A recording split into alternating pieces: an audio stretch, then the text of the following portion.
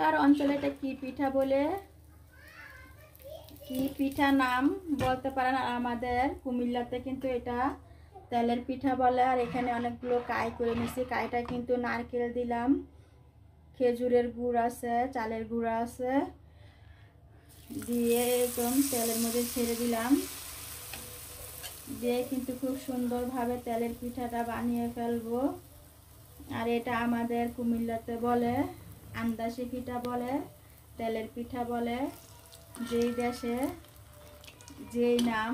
আর আপনাদের কোন কোন অঞ্চলে এটা কি পিঠা বলে অবশ্যই কমেন্টে জানাবেন। আর এখানে কিন্তু অনেকগুলো পিঠা বানাইছি।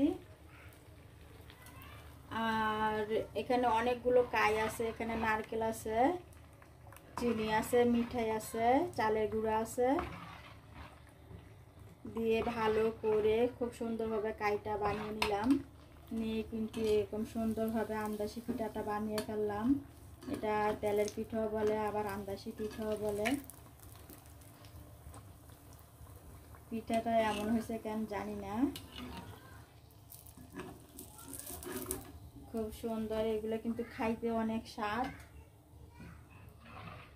আর এখানে কিন্তু আরেকটা পিঠা দিয়ে দিব,